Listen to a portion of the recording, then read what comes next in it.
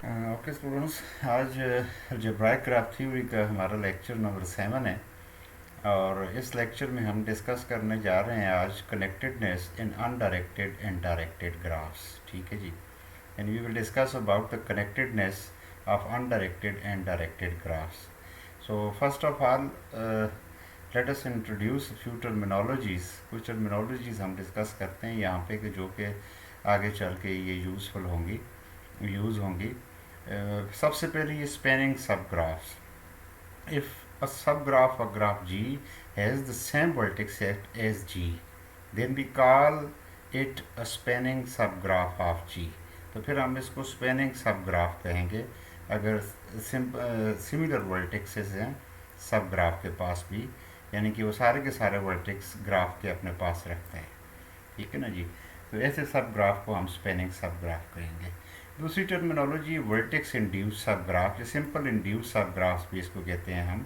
इसकी ज़रा डेफिनेशन हम देख लेते हैं कि अगर हमारे पास एक जी ग्राफ है जिसके vertices set of vertices V और एजेस ई से रिप्रेजेंट किए गए हैं, तो जो हमारा वर्टेक्स इंड्यूस सब ग्राफ होगा it will consist of the vertex which are belonging to the vertex of the graph G. सबसे पहली बात। और फिर दूसरी बात ये होगी कि वो जो वर्टेक्स आप उठाएंगे उनके साथ अटैच सारे के सारे इंसिडेंट एजेस भी साथ लेके जाएंगे आप।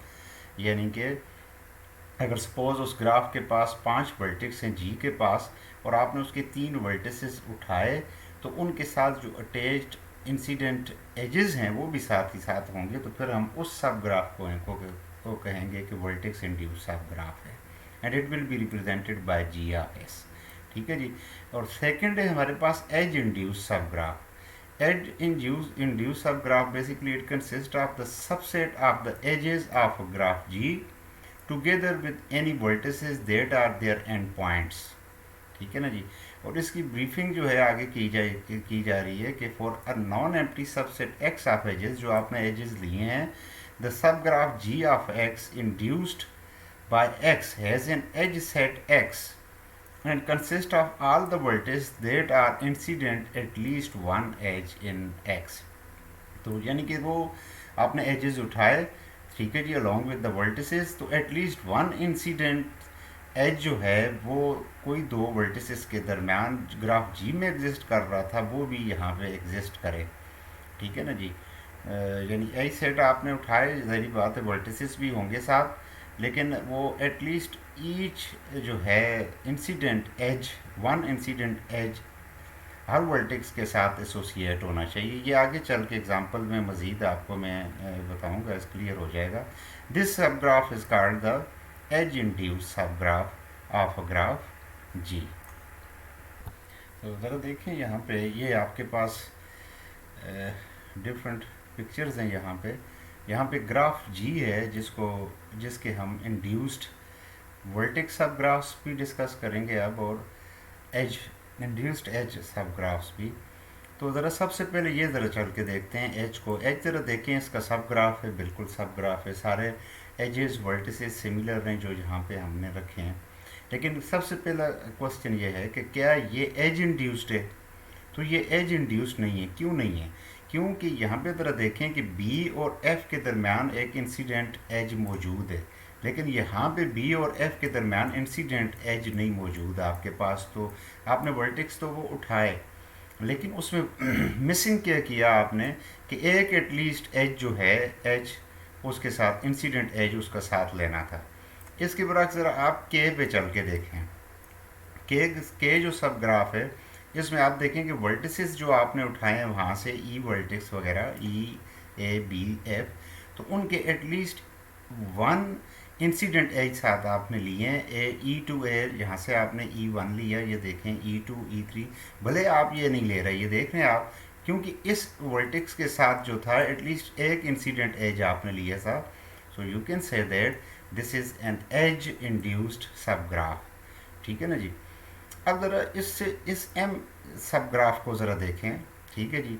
एम जो सब ग्राफ है आपका, ये ज़रा आप देखेंगे तो आप जो आपने वर्टेक्स इंड्यूस सब ग्राफ की डेफिनेशन पढ़ी है कि आप जो भी वर्टेक्स वहाँ से उठा रहे हैं, सपोज़ आपने यहाँ देखें कि एफ बी और सी वर्टेक्स उठाया, और उसके साथ अटैच तमाम के तमाम एजेस आपने उठाए हैं, तो you can say that it is the vertex induced V induced sub graph. ठीक है जी। तो ये आपके पास, अब इस पे ज़रा गौर करेंगे, क्या ये वर्टेक्स इंड्यूस्ड है? तो ये वर्टेक्स इंड्यूस्ड भी नहीं है। क्या आपने जो वर्टेक्स उठाए हैं ये देखा आपने कि वो वर्टेक्स आपस में ई टू एफ आपके पास यहाँ पे एक एज मौजूद है, लिहाजा ये वर्टेक्स इंड्यूस्ड भी नहीं है और एज इंड्यूस्ड भी नहीं है। जबकि ये एज इंड्यूस्ड है, वर्टेक्स इंड्यूस्ड नहीं है। ये वाला आपके पास वर्टेक्स इंड्यूस्ड है आपके पास।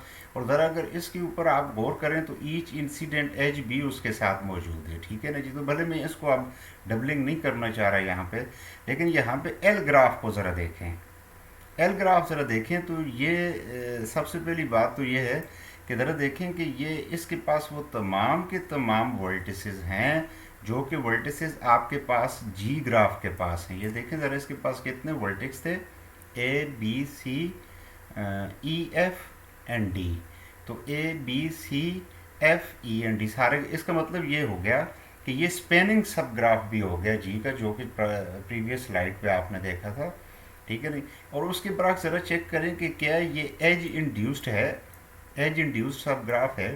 तो ज़रा देखें कि तमाम जो एजेस पाए जा रहे हैं आपके उस पेरेंट ग्राफ जी में, वो सारे एजेस मौजूद हैं। और एज ग्राफ में ये है कि एटलीस्ट वन इंसिडेंट एज होना चाहिए बिटवीन टू वर्टिसेस। तो ये देख रहे हैं आप, हालांकि यहाँ आप देख रहे हैं कि ए टू ई भी था, जो कि ए टू ई आपने मिसिंग किया हुआ है, लेकिन ये फिर भी एज इंड्यूस सब ग्राफ बन जाता है क्योंकि वन एटलीस्ट इंसिडेंट एज आपने साथ उसके रखा हुआ है। लेकिन क्या ये वर्टेक्स इंड्यूस्ड है? वर्टेक्स इंड्यूस के लिए तो फिर ज़रा देख लें कि वर्टेक्स इंड्यूस जो आप वर्टेक्स उठा रहे हैं वही जो है वर्टिसेस अपने साथ एजेस भी लेके आएगा। तो ये वर्टेक्स इंड्यूस तो नहीं होगा, लेकिन एज इंड्यूस्ड हो जाएगा। तो होपफुली कि आपको तीन टर्मिनोलॉजीज डिफरेंट, यानी कि सबसे पहले स्पेनिंग सब ग्राफ, फिर उसके बाद एज इंड्यूस सब ग्राफ और वर्टेक्स इंड्यूस सब ग्राफ इन इस एग्जाम्पल से क्लियर हो चुका होगा। नेक्स्ट चलते हैं, देखते हैं ज़रा यहाँ पे कनेक्टेडनेस इन अनडायरेक्टेड ग्राफ, यानी कनेक्टेड ग्राफ कौन सा होगा। और इसमें ये डेफिनेशन जो है अनडायरेक्टेड ग्राफ के मुतालिक है।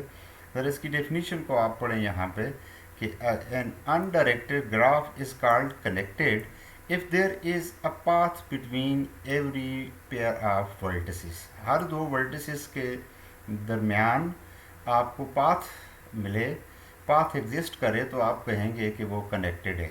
अब पाथ की यहाँ पे जो टर्मिनोलॉजी है यूज़ की है मैंने, लेकिन इसको इन टर्म्स ऑफ वॉक्स भी कह सकते हैं कि G is connected if and only if G contains U to V walk for every pair U to V U and V vertices of G. In terms of walk भी है। और ज़ाहिर बात है कि आपको पता है अगर वो पाथ है तो वाक तो वो होगा ही होगा। और हम एक थ्योरम भी इसके बारे में पढ़ चुके हैं कि अगर U to V suppose N number of walks हैं तो at most N number of paths exist करेंगे। ठीक है ना जी। जबकि इसके बरक्स अगर ये चीज़ें नहीं एग्जिस्ट करती कि कोई दो वर्टिसेस हैं सपोज और उनके दरमियान पाथ या वाक नहीं मौजूद, तो फिर आप उसे कहेंगे कि वो अनडायरेक्टेड ग्राफ है। जैसे कि यहाँ इसको देखें, an undirected graph that is not connected is called the disconnected graph. ठीक है जी। We say that we disconnect a graph when we remove vertices और एजेस और both to produce a disconnected graph. ठीक है जी। आप कोई भी आपके पास कनेक्टेड ग्राफ है, उसमें से अगर आप कोई एक एज निकाल दें या कोई वर्टेक्स डिस्टर्ब करने से आप डिसकनेक्टेड ग्राफ गेट कर सकते हैं। ठीक है ना जी। नेक्स्ट देखें, एग्जांपल है आपके पास, यहाँ पे दो ग्राफ हैं। एक यहाँ पे आपके पास G1 ग्राफ है, ठीक है जी, और दूसरा ग्राफ है आपके पास G2 ग्राफ है। अगर आप G1 ग्राफ पे गौर करें तो you will find the path between any to vertices of the graph G। However अगर आप ग्राफ G2 को देखें यहाँ पे तो आप देखेंगे कि you don't have the path from A to F। कोई पाथ नहीं है आपके पास A टू F या वाक आपके पास एग्जिस्ट करती। Similarly B to D and so on. So this graph is a disconnected graph, this graph is a connected undirected graph. ठीक है जी। ये दोनों ग्राफ जो थे वो अनडायरेक्टेड थे। तो ये टर्मिनोलॉजी जो है बेसिकली ये डेफिनेशन जो है ये अनडायरेक्टेड ग्राफ्स के बारे में है कि कब वो कनेक्टेड होगा और कब वो डिसकनेक्टेड होगा। ठीक है जी। ठीक है जी। तो ज़रा ये देखें connected component. Connected component of graph से क्या मुराद है कि a connected component of a graph ji is the maximal connected सब ग्राफ ऑफ अ ग्राफ जी। देखा आपने, यानी कि जो उसका मैक्सिमल कनेक्टेड सब ग्राफ होगा उसको हम कहेंगे connected component of a graph G. ठीक है ना, यानी कि वो कंपोनेंट जो होगा वो कनेक्टेड सब ग्राफ किसी दूसरे कनेक्टेड सब ग्राफ के अंदर कंटेन नहीं कर रहा होगा, ऐसे ग्राफ को हम कहेंगे, ऐसे सब ग्राफ को हम कहेंगे connected component of the graph G. तो ज़रा देखिए, graph ji is connected when it has only one connected component। अगर ग्राफ itself कनेक्टेड है तो ज़ाहिर बात है कि वो itself ही कंपोनेंट करार पाएगा। ठीक है जी, लेकिन अगर ग्राफ कनेक्टेड नहीं है तो फिर it mean if a graph G that is not connected has two और more connected components that are just disjoint and have G edge their union. अगर यहाँ पे एग्ज़ाम्पल में आप देखें, इस एग्जाम्पल में आपके पास है the graph H is the union of three disjoint H1 H2 and H3। ये इटसेल्फ जो ग्राफ एच है आपके पास, it is the union of three components. ये देख रहे हैं, और ये तीनों के तीनों कंपोनेंट्स जो हैं एक दूसरे के अंदर कोई ऐसा मैक्सिमल कंपोनेंट हमारे पास नहीं मौजूद इस ग्राफ एच के अंदर कि जो इनमें से किसी एक कंपोनेंट को कंटेन कर रहा हो। तो आप ये कह सकते हैं these are the connected components of the graph H. ठीक है जी। तो नेक्स्ट देखें कनेक्टेडनेस इन डायरेक्टेड ग्राफ के। डायरेक्टेड ग्राफ को हम किस तरीके से, डायरेक्टेड ग्राफ के अंदर कनेक्टेडनेस किस तरीके से डिफाइन करेंगे।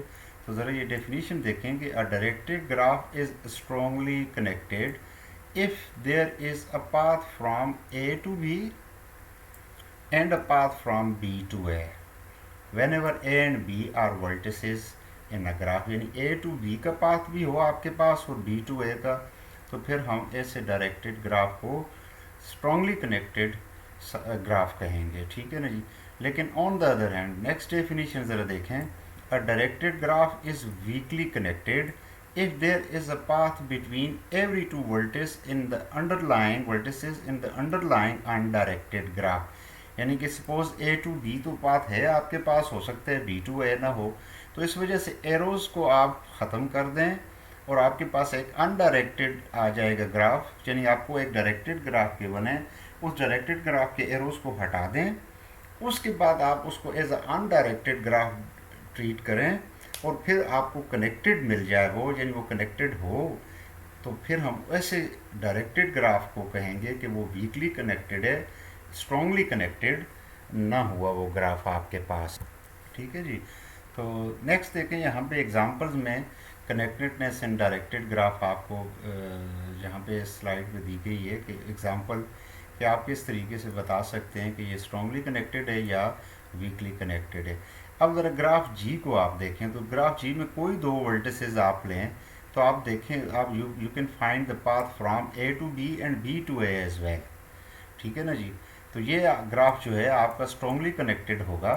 लेकिन इसके बरक्स अगर ग्राफ एच को आप देखें, ठीक है ना जी, अगर ग्राफ एच को आप देखें तो फ्रॉम ए टू बी जो आपके पास you don't have any path from A to B. ठीक है ना जी। लेकिन इसके बरक्स अगर इन एरोज़ को हम हटा दें और अंडरलाइंग अनडायरेक्टेड ग्राफ हम लिखें तो फिर there is a path between A and B. तो इट मीन कि this is the weakly connected graph, this is a strongly connected graph। ठीक है ना जी। अब जिस तरह हमने अनडायरेक्टेड ग्राफ में कंपोनेंट को डिफाइन किया था, यहाँ ज़रा देखें इस डेफिनेशन में, the sub graphs of a directed graph G that are strongly connected but not contained in strongly connected sub graphs. ऐसा सब ग्राफ, हाँ जी, जो कि स्ट्रॉन्गली कनेक्टेड हो लेकिन किसी स्ट्रॉन्गली कनेक्टेड सब ग्राफ के अंदर न पाया जाए। ठीक है, यानी कि वो मैक्सिमल हो तो हम उससे कहेंगे maximal strongly connected sub graphs. ठीक है जी, सॉरी, वो मैक्सिमल स्ट्रॉन्गली कनेक्टेड सब ग्राफ होगा और उसको हम कहेंगे कि स्ट्रॉन्गली कनेक्टेड कंपोनेंट कह देंगे उसका डायरेक्टेड ग्राफ का, जिस तरह के हमने अनडायरेक्टेड ग्राफ में कहा था, या फिर हम सिंपल कह देंगे कि स्ट्रॉन्ग कंपोनेंट्स ऑफ जी। अब जरा नेक्स्ट एग्जांपल में देखें, the graph H has three strongly connected components. Graph H के पास तीन स्ट्रॉन्गली कनेक्टेड कंपोनेंट्स हैं। ठीक, कौन कौन? Consisting of the vertex A, the vertex E and the सब graph consisting of the vertices B C D having the edges B C C D and D भी। आप यहाँ पे चल के देख सकते हैं यहाँ पे कि आपके पास जो ग्राफ एज के अंदर जो है स्ट्रॉन्गली कनेक्टेड कंपोनेंट्स कौन कौन से बन रहे हैं जी। हाँ जी, ए एंड ई ये स्ट्रॉन्गली कंपोनेंट है आपके पास इसका, ए एंड ई। और इसके अलावा बी सी और डी ये जो पोर्शन है इसका स्ट्रॉन्गली कनेक्टेड ग्राफ्स हैं। फिर बाकी कोई इसका सब ग्राफ ऐसा नहीं है जो स्ट्रॉन्गली कनेक्टेड हो और इनको कंटेन कर रहा हो। ठीक है जी। नेक्स्ट तरह देखते हैं यहाँ पे कि एक थ्योरम है यहाँ पे कि ये जो कनेक्टेडनेस है बेसिकली ये किस तरीके से आपके पास इक्विवेलेंस रिलेशन क्रिएट करता है। ठीक है ना जी। तो ज़रा इसकी स्टेटमेंट को देखें कि let R be the relation, एक रिलेशन है defined on the vertex set of a graph G. और किस तरह है कि u is related with v। ठीक है जी, where u v belongs to vertices of g if u is connected to v। ये उस रिलेशन को r is the relation, u is connected to v। ठीक है जी। That is if g contains a path from u to v। ठीक है जी। तो ये उसी की आगे मैनिपुलेशन की जा रही है कि अगर हम कहेंगे u टू v कनेक्टेड है तो there is the path between u and v। तो फिर इसका मतलब यह है कि then such type of relation is an equivalence relation, यानी कनेक्टेडनेस भी इक्विवेलेंस रिलेशन क्रिएट करता है। अब इसके प्रूफ में ज़रा देखें कि ये तो बहुत ही आसान है, इसकी दो प्रॉपर्टीज़ रिफ्लेक्सिव और सिमेट्रिक प्रूफ करना। यानी ए टू बी को अगर आप you is connected with it self तो रिफ्लेक्सिव तो ट्रिवियली आ जाती है। सेकंड सिमेट्री जो है वो आपको पता है कि अगर यू और वी डायरेक्टेड है या अनडायरेक्टेड, वो अगर ग्राफ कनेक्टेड है आपस में और there is the path between U and V, it mean U to V you have the path V to U. ठीक है ना जी। तो इसको तो हम नहीं प्रूव करते।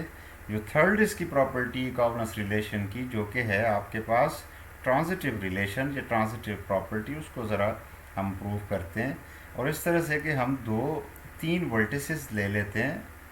ठीक है जी, यू वी डब्ल्यू। और इस तरह लेते हैं हम कि u is connected with v या u is related with v and v is related with w and we have to prove that u is related with w। ये हमने प्रूफ करना है। ठीक है जी। तो नेक्स्ट देखें जरा कि hence g contains a u to v path.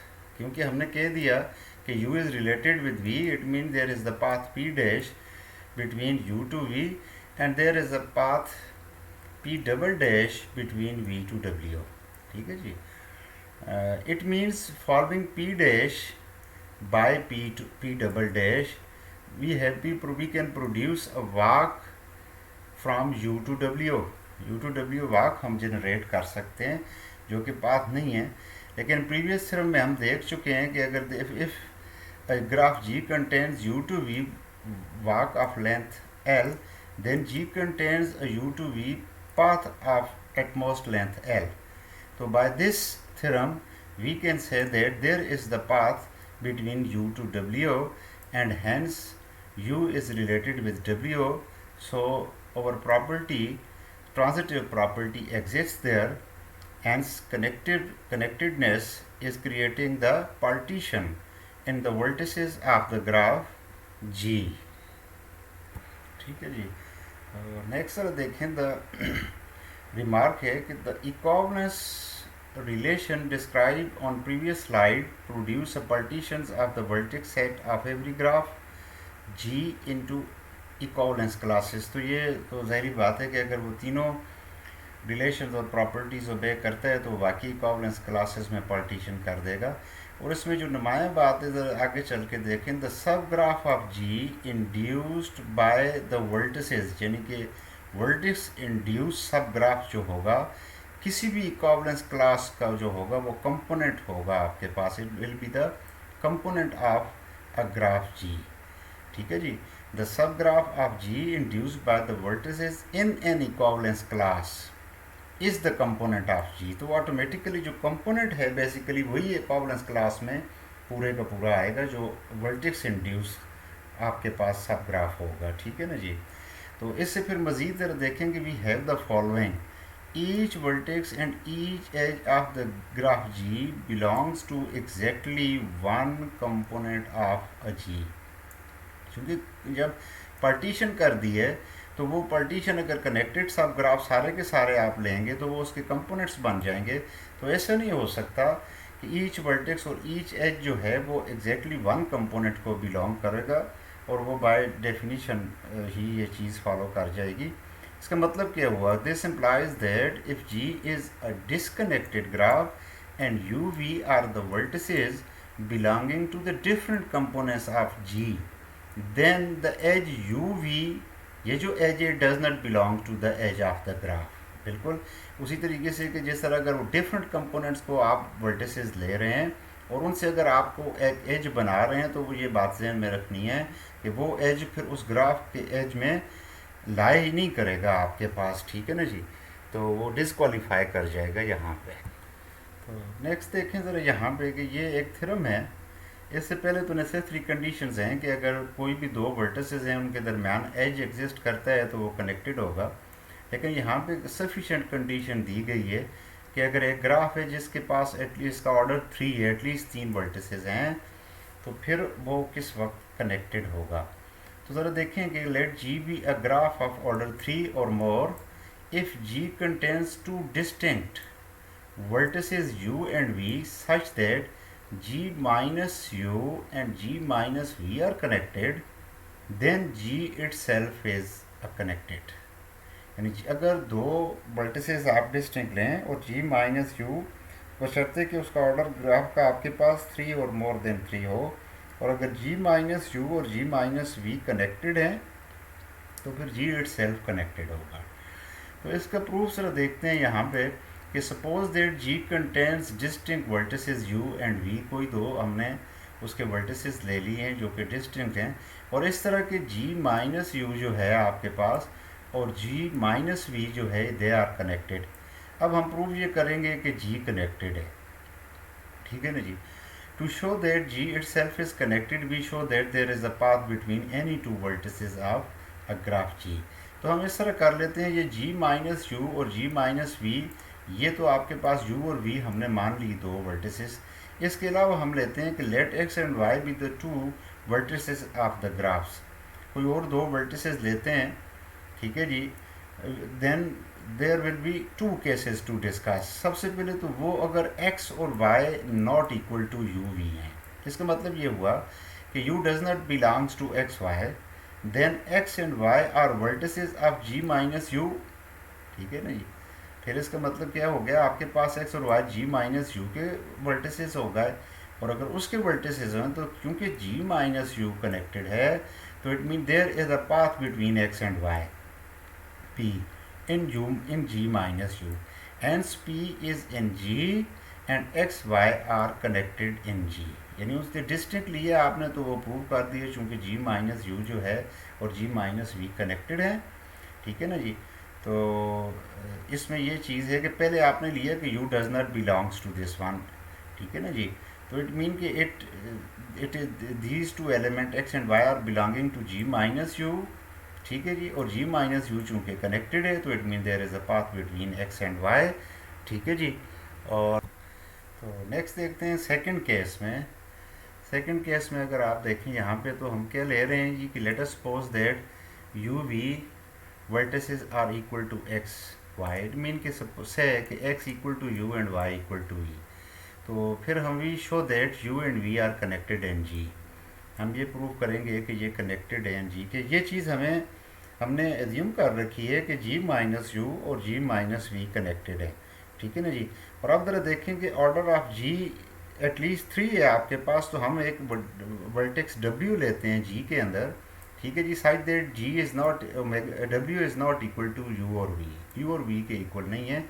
और सिंस ज़रा देखें यहाँ पे g minus V is connected है, इट मीन कि g minus V contains a path from u to w।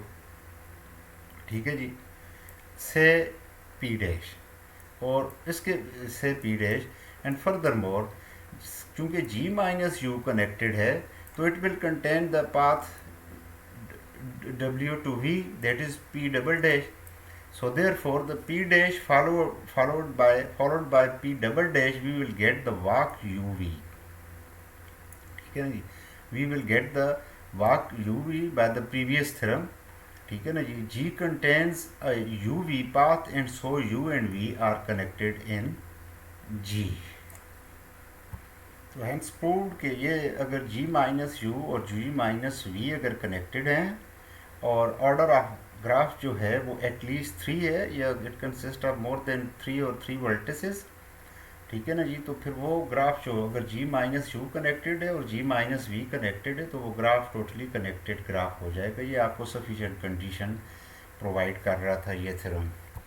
तो नेक्स्ट देखते हैं यहाँ पे काउंटिंग द नंबर ऑफ वॉक्स और पाथ बिटवीन वर्टिसेस, किस तरीके से हम काउंट कर सकते हैं। ठीक है ना जी, इसमें एक चीज़ है एडजेंसी मैट्रिक्स, आप एडजेंसी मैट्रिक्स आप पहले भी पढ़ चुके हैं। ठीक है जी, कि हम एडजेंसी मैट्रिक्स प्रोड्यूस करेंगे और उससे हम बता सकते हैं कि how many number of walks between two vertices. ठीक है जी, कितने नंबर ऑफ वॉक्स जो हैं या पाथ्स एग्जिस्ट कर सकते हैं। तो ज़रा इस थ्योरम की स्टेटमेंट देखेंगे किस तरीके से वो एडजेंसी मैट्रिक्स को अप्लाई करेगा कि let G be a graph with adjacency matrix A with respect to the ordering v1 up to vn number of vertices। ठीक है जी, और it will apply on both with directed graph, undirected graph, multiple edges, loops and so on allowed, ये allowed है। ठीक है जी, then the number of different walks of length r from vi to vj where r is positive is a positive integer equals the ijth entry of a power r।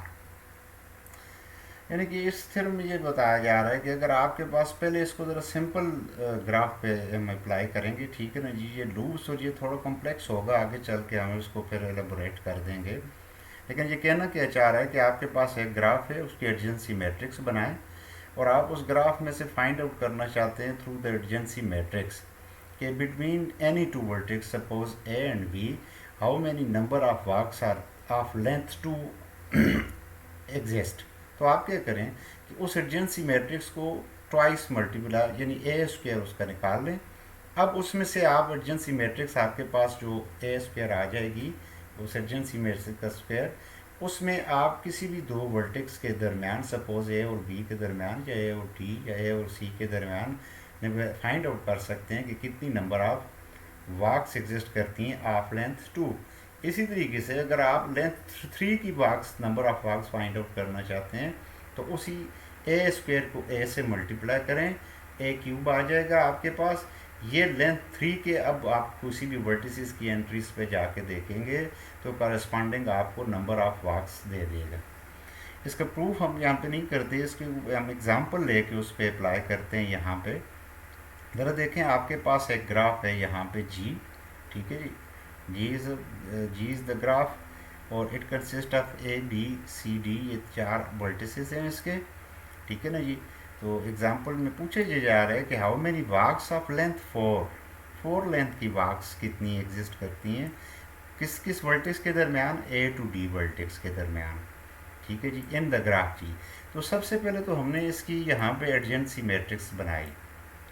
Adjacency matrix आपको पता है कि यहाँ पे ए है आपके पास, यहाँ पे बी है, उसके करस्पॉन्डिंग अगर वो आपस में एडजेसेंट हैं तो आप 1 लगाएंगे और अगर वो एडजेसेंट नहीं है वर्टिसेस तो वो फिर आप वहाँ पे 0 लगाते रहेंगे, ठीक है। There is no loop, A is not adjacent with itself 0, A is adjacent with B, जी हाँ बिल्कुल, उधर देखें आप 1, A is adjacent to C, yes there is the path for walk, yes वहाँ पे एज एग्जिस्ट करता है।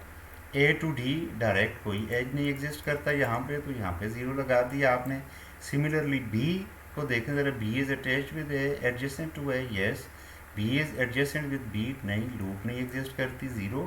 B is adjacent with C, क्या बी का डायरेक्ट एडजेसेंट है आपस में, ये एज से कनेक्टेड है, नहीं, तो यहाँ पे आपने 0 लगा दिया और सिमिलरली आपने एडजेंसी मैट्रिक्स क्रिएट कर दी। अब पूछा जा रहा है कि लेंथ 4 के कितने नंबर ऑफ वाक्स हैं बिटवीन ए टू डी, यानी कि ए टू डी। ज़रा ये देखें, ये है आपके पास ए और ये है आपके पास डी। ए टू डी कितने, तो हमने क्या किया कि इसको 4 टाइम ए को मल्टीप्लाई किया, यानी फर्स्ट टाइम ए स्क्वायर निकाला, फिर ए स्क्वायर इंटू ए क्यूब आ गया, फिर ए क्यूब को ए से मल्टीप्लाई किया तो आपके पास ये मैट्रिक्स आ गई।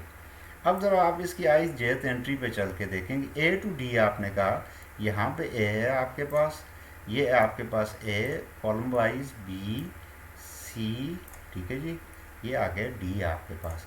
और यहाँ पे ए आई जी एंट्री आपके पास क्या आ रही है, 8। It mean there are 8 number of walks between A and D, ठीक है जी। और अगर ये देखें तो there are 0 number of walks between A and C, ठीक है जी। There are 0 number of walks between A and C of length 4। ये बात ध्यान में रखनी है, ठीक है ना जी। ऑफ लेंथ 4 जो है आपके पास वो आपको दे रही है, ठीक है जी।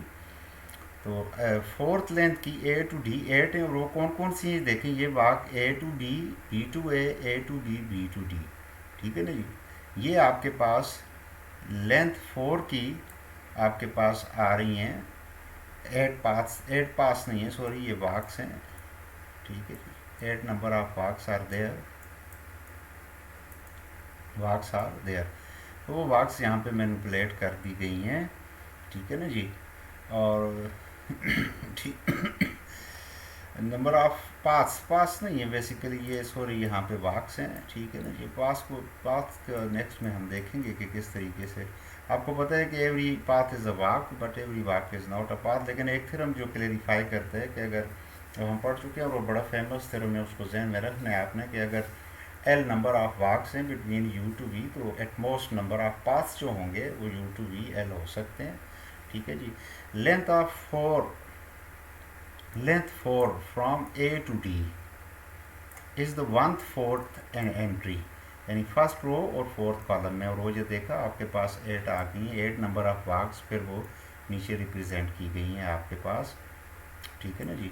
यानी ए टू डी, ये एक एज आ जाएगा, ये सेकंड एज, ये थर्ड एज, ये फोर्थ एज, तो fourth number of fourth length की एक वाक, दूसरी, तीसरी, चौथी, पाँचवीं, छठी, सातवीं और आठवीं, और इस तरीके से आपके पास 8 आ गए हैं वाक्स जिनकी लेंथ 4 है इन दिस ग्राफ जी, ठीक है जी। तो होपफुली स्टूडेंट्स के आपने अंडरस्टैंड कर लिया होगा इस लेक्चर को।